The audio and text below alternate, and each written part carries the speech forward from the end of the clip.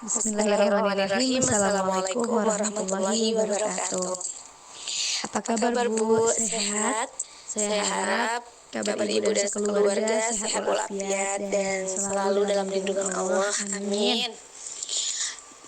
Maaf Maaf sebelumnya sebelumnya Bu, Bu, saya saya mengganggu mengganggu waktunya. waktunya. Di Di sini sini saya saya Edrianti Dianti Siregar Siregar ingin ingin mewawancara mewawancara Ibu Ibu seputar seputar profesi profesi dan dan etika. etika.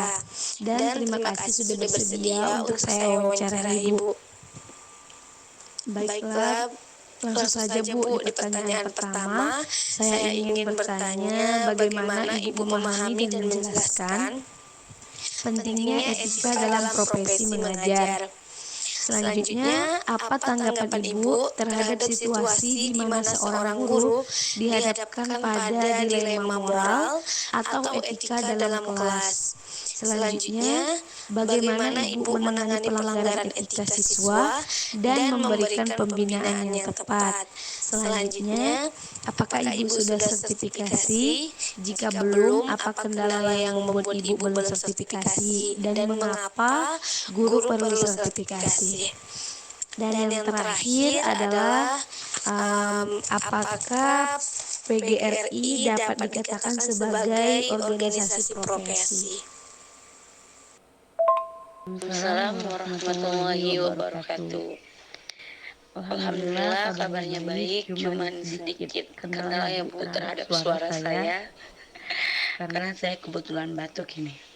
Oke Bu, tadi pertanyaan yang pertama, bagaimana saya bisa menjelaskan dan memahami etika dalam profesi mengajar ya?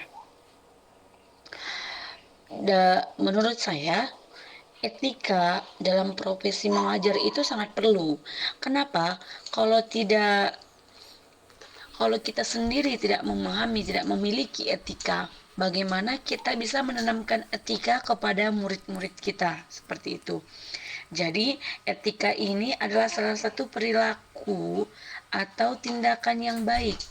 Artinya tindakan etika kita baik berarti ketika perilaku dan tindakan kita juga baik, seperti itu. Berarti yang harus ditanamkan etika yang baik ya Bu. Etika yang baik dalam diri kita sendiri sehingga nanti kepada anak-anak akan melihat bagaimana etika seorang guru, etika guru kepada dirinya sendiri. Jadi ketika kepada murid bagaimana, ketika dengan temannya bagaimana, seperti itu. Oke, baik Bu. Pertanyaan yang kedua tadi, apa tanggapan saya terhadap situasi di mana seorang guru dihadapkan pada dilema moral atau etika dalam kelas ya? Baik, kalau tanggapan saya ya Bu, menurut saya ketika seorang guru dihadapkan kepada anak dilema moral, itu sebenarnya wajar saja, pasti ditemukan di dalam sekolah atau dalam kelas seperti itu. Nah, di sini pastinya kita butuh pembinaan kepada anak ini seperti itu. Jadi kalau tanggapan saya ya memang wajar seperti itu, dan harusnya sebagai seorang guru harus bisa dan mampu memberikan binaan terhadap anak yang dilema moral ini, yang kurang etika ini, karena kita tidak tahu apa masalah sebenarnya kenapa dia bisa dilema moral seperti ini, begitu. Oke, Mehera, untuk pertanyaan yang ketiga tadi itu masih bersangkutan dengan pertanyaan yang kedua, di mana di sini pertanyaannya adalah bagaimana saya menangani siswa yang melanggar etika atau dan memberikan pembinaan yang tepat. Oke.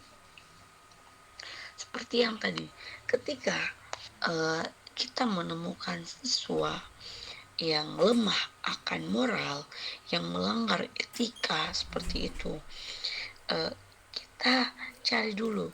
Apalagi seperti guru, apalagi pada zaman sekarang ini, guru tidak bisa langsung memvonis seorang anak bahwa kamu seperti ini, kamu itu memang bandel, seperti itu tidak bisa. Kita harus tidak bisa langsung memberi hukuman kepada mereka, tidak bisa langsung memberi punishment seperti itu. Kita butuh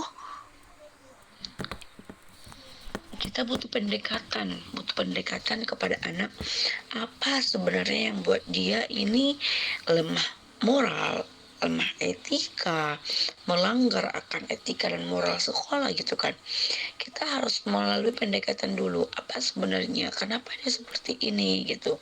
Terkadang anak itu sebenarnya baik, dia baik, namun dia itu mempunyai masalah seperti misalnya broken home, masalah keluarga yang menyebabkan dia, membuat dia itu menjadi salah tingkah di sekolah, seperti mencari perhatian dari gurunya. Sehingga kalau seorang guru pasti akan menegur anak yang bersalah seperti itu, dia sangat senang sekali itu. Dan untuk pemilihan yang tepat yaitu yang tadi yang saya katakan, pendekatan. Kita dekati anaknya, kita cari solusinya apa kira-kira yang buat dia seperti ini. Kalau misalnya dia itu karena kekurangan perhatian dari keluarganya, ya kita beri perhatian. Kalau misalnya dia dapat kekerasan dari keluarganya, kita beri dia kelembutan. Kalau misalnya dia itu tidak mempunyai keluarga atau keluarganya bercerai seperti itu, ya kita menjadi orang tua baginya, menjadi pemberi pundak untuknya ketika dia butuh seperti itu. Dan untuk pertanyaan yang keempat, apakah ibu sudah sertifikasi? Oh, tidak Irda, saya belum sertifikasi.